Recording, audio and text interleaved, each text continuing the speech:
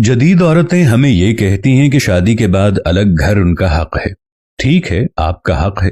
वो हमें कहती हैं कि हमारे माँ बाप की खिदमत उनका फर्ज नहीं। ठीक है, आपका फर्ज नहीं है। आपकी सब बातें ठीक हैं। वो कहती हैं कि जॉइंट फैमिली सिस्टम ठीक नहीं है।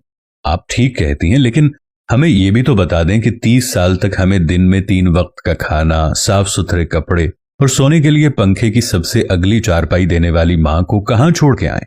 अपनी सारी जवानी अपनी जूतियां घिसाकर हमें इस मकाम तक पहुंचाने वाले बाप का क्या करें। हम इस बाप का क्या करें जिसकी बचत और पेंशन से हमारी शादी हुई और आप हमारे घर का हिस्सा बनी। हम उन्हें किसी ओल्ड होम में छोड़ के आए।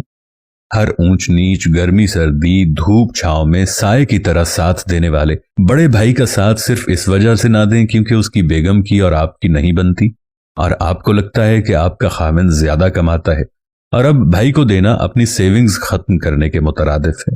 क्योंकि आप नहीं जानती, जब हम पढ़ते थे तो बड़ा भाई नौकरी किया करता था। नौकरी छोटी थी मगर मेरे बड़े खर्चे पूरे होते थे। माँ बाप ने कुर्बानी दी, फिर बड़े भाई बहनों ने कुर्बानी दी। अब अगर आप ये कहो कि मुझ पर सिर्फ आपका हक है, आप किस हैसियत से इस बात का हक जता रही हैं? मेरी तो अपनी शादी मेरे बाप की कमाई की वजह से हुई है, क्योंकि अपनी नौकरी में तो मैं किसी बड़े शहर में किराए का घर तक अफोर्ड नहीं कर सकता। भाई मिलकर रह रहे हैं, मसाइल हैं, लेकिन क्या मसाइल भाइयों के हैं?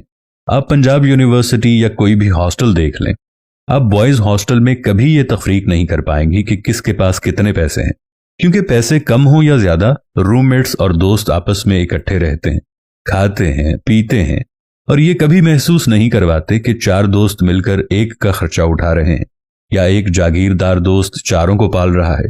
तो ये अचानक ऐसा क्या होता है कि जैसे ही शादियां होती हैं, एक हंसते बसते घर में सियासत और फिर अकवाले जर्री का दौर चलने लग जाता है कि जनाब अलग घर तो औरत का हक है। हक है, बिल्कुल है, लेकिन कोई साथी ये भी तो बताएं, माँ बाप का क्या हक है? उनको कहाँ छोड़ के आए? कम कमाने वाले बड़े भाई जिसने कई जगह हमारी फीसें दी हों, उसका क्या करें? उसको क्या कहें? मेरी जगह पर कई जगहों पर लड़ने वाले, मुझ पर जान छिड़कने वाले भाइयों का क्या करूं? बेहतर नहीं कि मर्दों को अलग घर का ताना देने की बजाय, या बिलफर्ज अगर आप अलग घर में रह रही हैं और आपकी सारी जरूरतें पूरी हो रही हैं, तो फिर खामिद अपने खानदान पर जैसे मर्जी खर्च करे, आप क्यों भाइयों के मसाइल में कूद पड़ती हैं? बेहतर नहीं अपनी जिंदगी सुकून से गुजारें और खानदान को अलग घरों में रहते हुए भी इकट्ठा रहने दें। प्राइवेसी के नाम पर घुटन बढ़ रही है, डिप्रेशन बढ़ रहा है और हम अपनों के बजाय डॉक्टर्स की तरफ दौड़ रहे हैं। बेहतर नहीं आपसी मसाइल सुलझा लें। खातीन बात बात पर मसाइल खड़ा करने की बजाय भाइयों को उनके हाल पर छोड़ दें ताकि सब खुश रहें और सुकून रहे। जिस यूरोप और अरब मुआशरे की मिसाल देकर हिंदुस्तान के सदियों पुराने खानदानी निजाम पर बात की जाती है, इसी यूरोप और अरबों में हर बंदा खुद कमाता है, खुद खाता है। बहुत कम लोग बाप के सर पर ऐश करते हैं।